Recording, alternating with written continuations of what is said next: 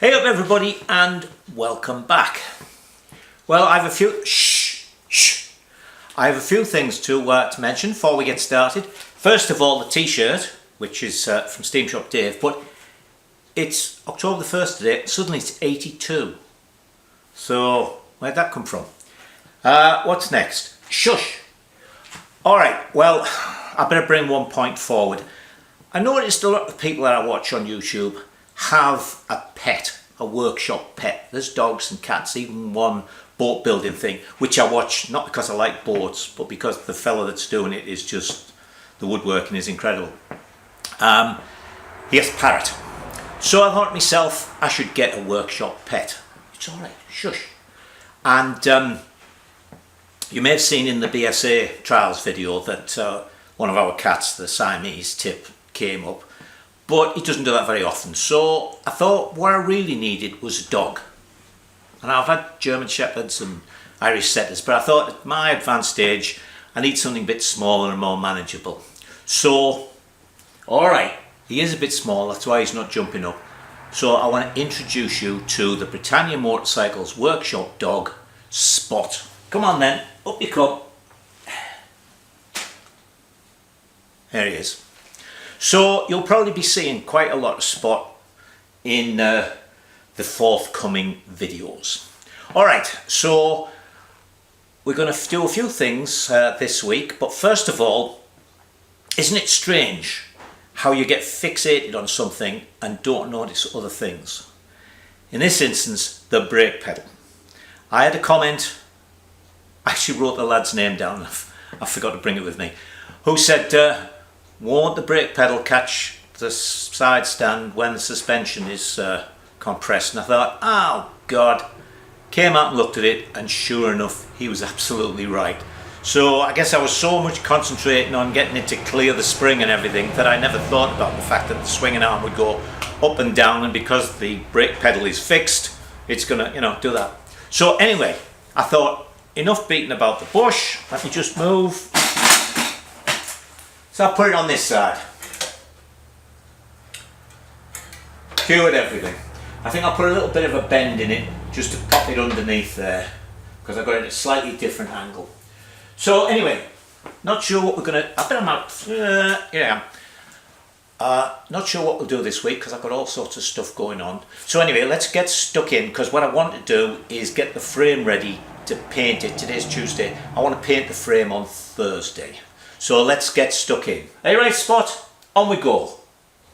Now what we're going to concentrate on actually are brackets. So I want to get done today. These two brackets, which were for the battery box and toolbox with the air filter in the middle, they've got to come off. Mostly because the way the Enfield is, the exhaust pipe comes around and the silencer fits in here. So I'm going to take these two off, and we're going to put one bracket up here. I could actually probably use one of these and just move it so that we'll have somewhere to fasten the silencer when we come around to making the silencer. We also need a bracket here for the mudguard, and what I'm going to do is put it on here. Again, I might just take that and bronze it on there so it sticks down, and then I can bend it a little bit as needed for the curve of the mudguard, because the mudguard basically goes right up against that. So two off, one on here, one on there. Now I've also got to put one bracket on here. Well, actually be about there. That's for the chain guard when we make it. I'm not making that yet because I'm not sure what size rear sprocket I'll want. But there's, I don't know if you can see it, hang on a second. Just here on the cross piece of the swinging arm, there's sort of a boss. So it'll fasten there and it'll fasten here. The idea with the trials bike, the main part of the chain guard, or the main function of it, is to stop all the mud that the tyre picks up, because the tyre's coming around this way, from getting onto the chain. So basically it's almost a scraper. So it gets the mud off and it doesn't get onto the chain and down at the swinging arm. So there's a bracket to put there. And finally, the last bracket is to go up under here. And that's going to be, it's going to be tucked up here, and that's for the coil for the electronic ignition. So that's 4 brackets in total. Once those are done, I can strip the frame, strip the wheels out, go right down to the bare frame, get the old paint off, and we can paint it. While you're there, let me show you this.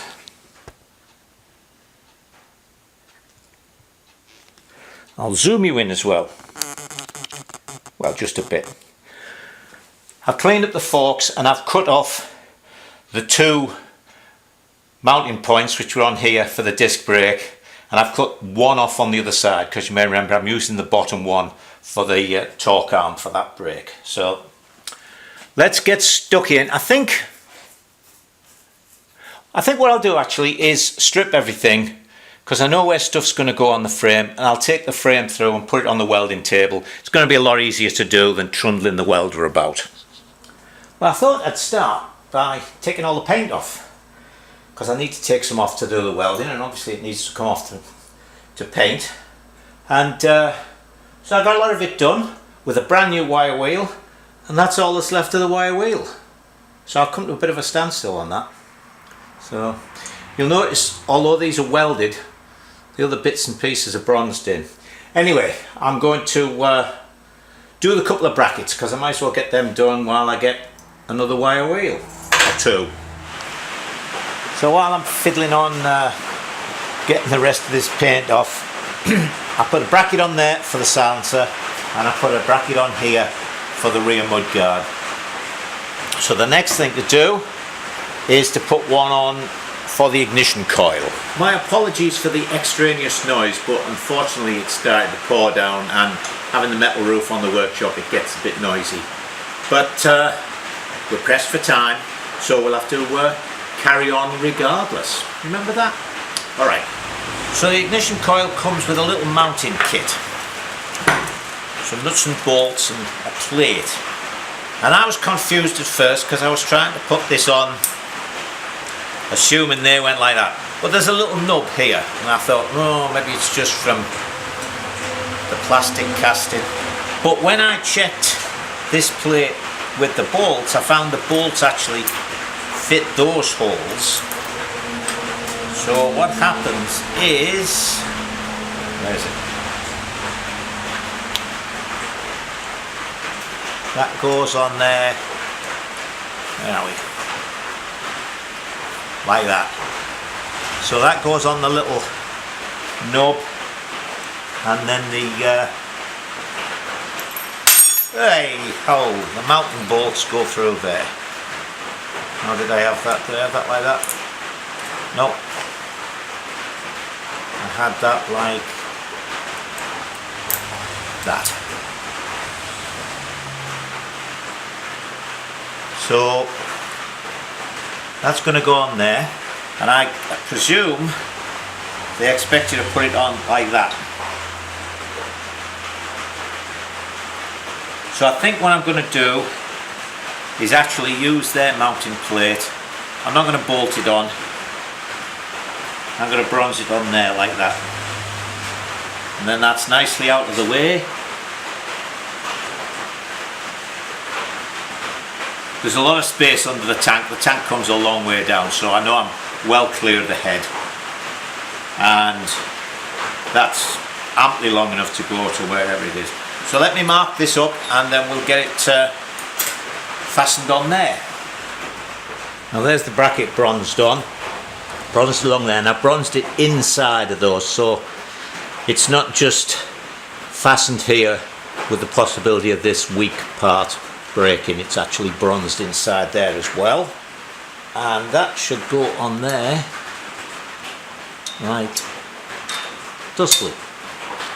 So there we go. Let's see, nicely out the way, plenty of cable. Let's have a look at the swinging arm. We have one bracket to put on there.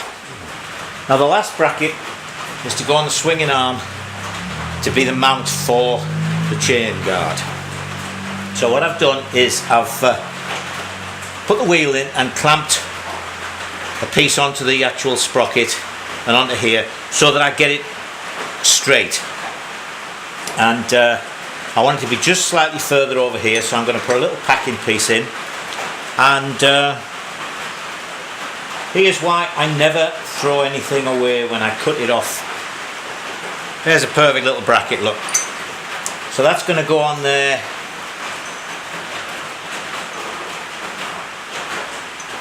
I guess about there. The chain guard's only going to be so big. So that'll go on there, and with the chain guard bolted on the outside of this, it will nicely clear the chain. So let me fasten that in there, and then I can get stuck in and make some dust and get the rest of this paint off. Right, you've never seen in the paint room before, so there's the swinging arm and the frame primed up. I'm going to leave this about an hour or so, and then I'll come out and give it a coat of the greeny colour that the works replicas were in, or all the ones I've seen, the ones I remember. I thought I'd mention the products I use. You know, I don't go on about painting because I'm, you know, just self-taught. Comes out alright, but anyway, I thought you might be interested to see what I use. Right, I use PPG products. The primer I use is an epoxy primer, so it's 2 parts, 2 to 1. This is the hardener. Rather than, it says it's a non-sandable, but you can sand it. You've just got to use plenty of water so it doesn't clog the wet and dry. But the thing about this is it dries to a smooth finish, and you've got 3 days to paint it, because the primer to paint reaction isn't so much, or adhesion I should say, isn't so much a physical adhesion as you get with the rougher primers. It's more a chemical bond. So what this does mean is you've got 3 days to top coat it. After the 3 days, you've got to scuff it up and reapply some primer, give it another coat of primer. So in other words, you sort of activate the surface again. So that's the primer. Now for paint, MBC is the base colour I use, and then that gets clear coated. I guess it's a urethane clear coat, I think, with the hardener. Now what I also sometimes use, whoops, there you go. What I also sometimes use is this one, which is MTK, which is a urethane like the clear coat, and you actually use the same hardener. So this one, it's just hardener and colour. You don't clear coat over the top of it.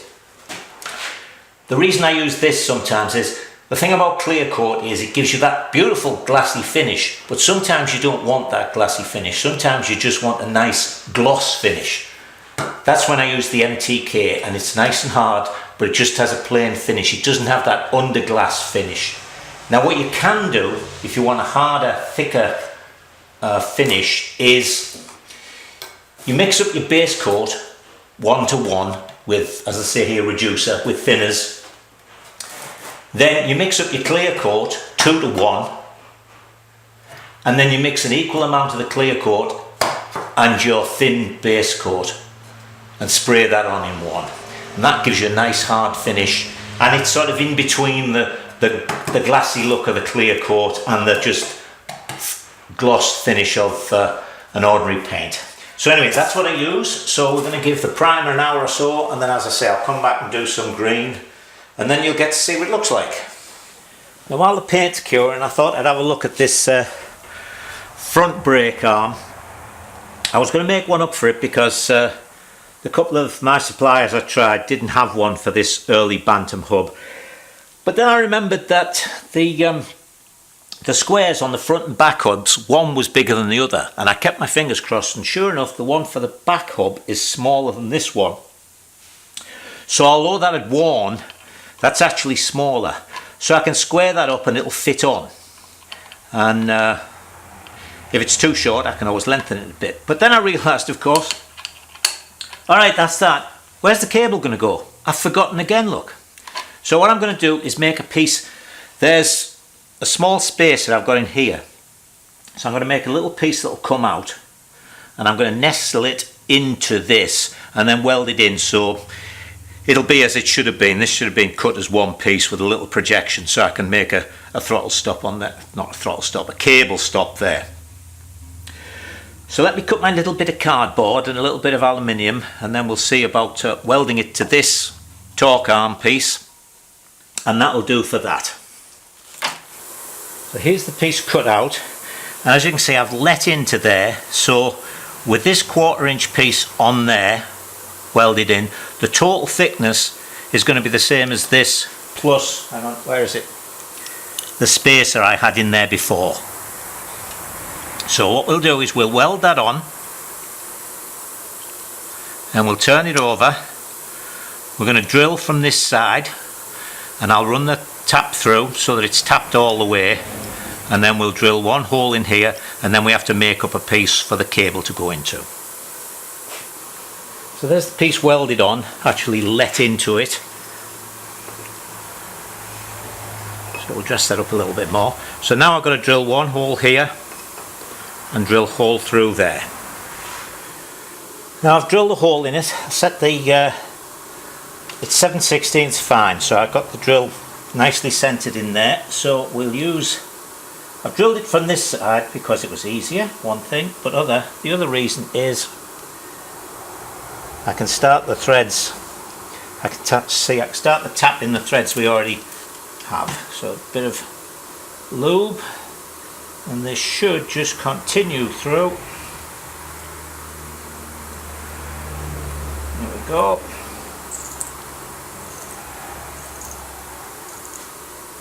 Tap this all the way through.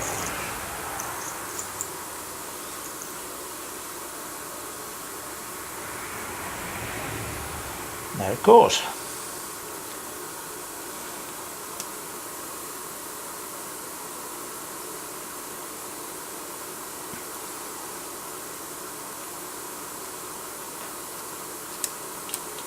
Okay, so that should go through there, alright. Let me give it a blowout.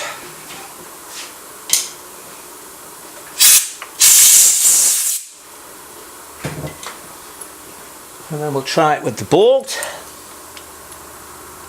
Actually, what we should try is from the other side, because the bolt will be going in from this side.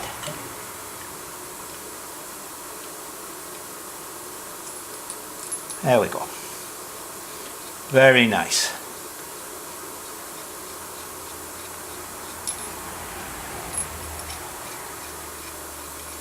All the way through. Alright, so now I'm going to drill a 5/16 hole here, and that's where we'll put the cable stop. Alright, I've bolted it back onto the brake plate. Put the brake plate in.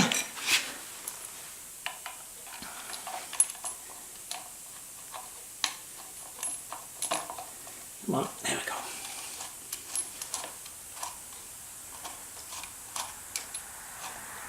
That goes in there.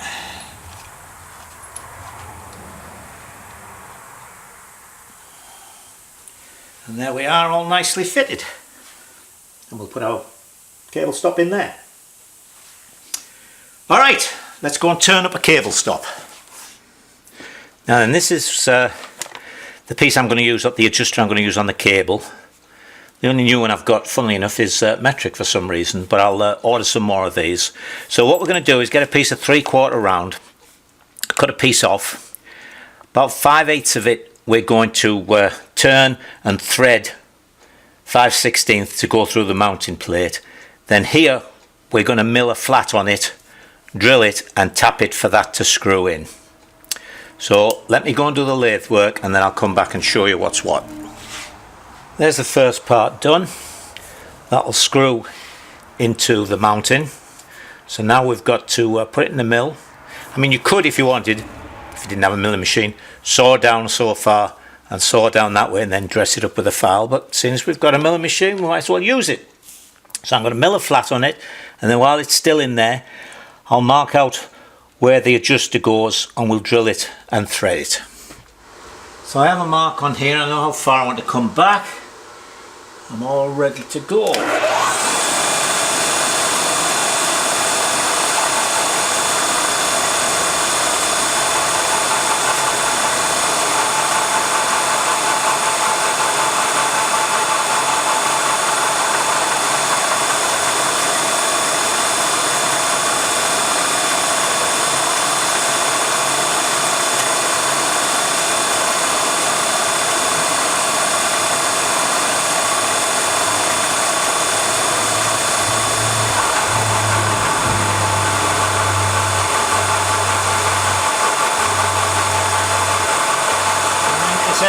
needs sharpening.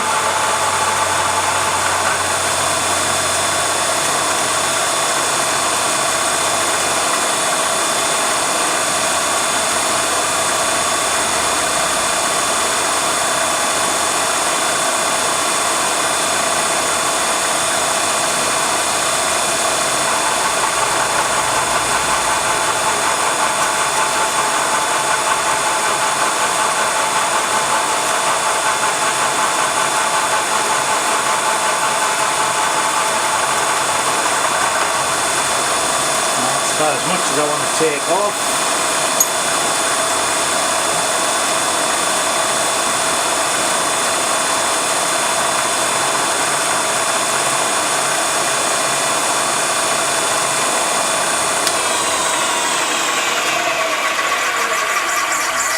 So the next thing is, see, I only want the flat to be big enough, where is it, for that to sit on. So that's just nice for that. I know that's the metric one, but it's about the right size for the next one. So now all I'm going to do is put some die chem on there so I can mark out the point where I'm going to drill it, and I'll drill it and tap it. I've marked it out and centre drilled it. So this is a letter J drill, which according to my little chart is the right one for 5/16 fine, 24.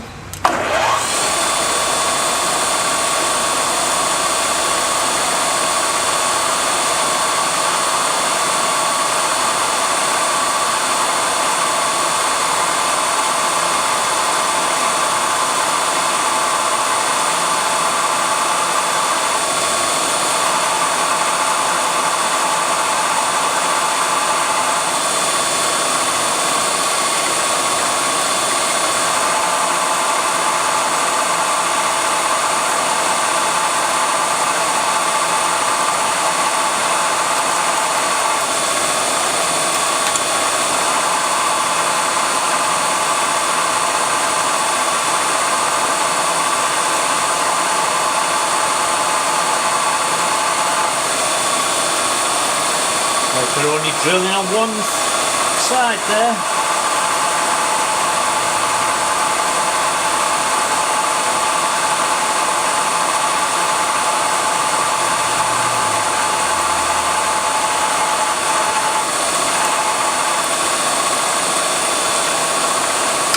Alright, so there's our hole. Let me get the tap.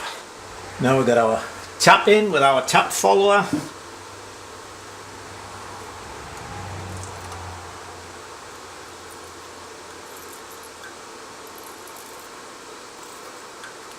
So we'll just press on and do this.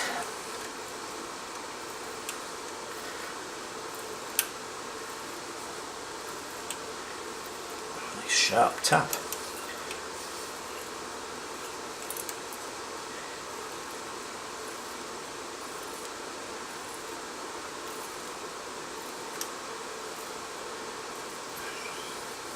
There we go. And through.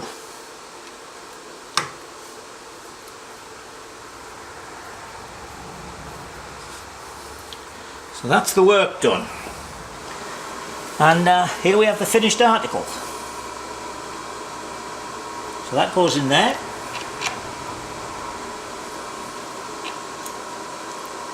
Like that. Now another nut to screw on. There we go. That one wasn't too bad. Goes on there like that. Could have made this slightly smaller perhaps. In fact, I could have made it a lot smaller, couldn't I? But never mind.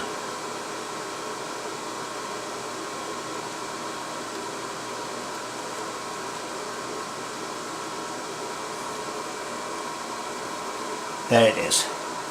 So our cable will go in, point down to the arm when that's on. Alright, let's finish off. Well, that's it for this week. Paint came out pretty well. It's as close to the colour as I can remember it. Got the forks polished up. Oh, dear me, look at that, look at that. I got dirty fingerprints on there, so they're not shiny. Put the fork gaiters on. I've put new oil seals in the forks. Going to change these handlebars. They're Tomaselli, and funny enough, they're very narrow in the middle. They're so narrow that the curve is in the clamps. So I've got a pair of Renthals coming because they're wider. I have them on my bike, so I was able to measure them. So there you go. One of the Amel side pull twist grips, Amel alloy handlebar levers, which I had to remount, would you believe? They were 20 thou under the 7/8. Even with a little wedge in to open them out, I couldn't get them anywhere near. So I ran the 7/8 ream through and they went on fine. So all this is done, got a little thing on. I've got to do the brake arm there, that's it. So I suppose next week we'd better get started on the engine. But for now, that's your lot. Spot and I are off. Well, he's already starting his dinner. And we will see you next week. And until then, enjoy yourselves.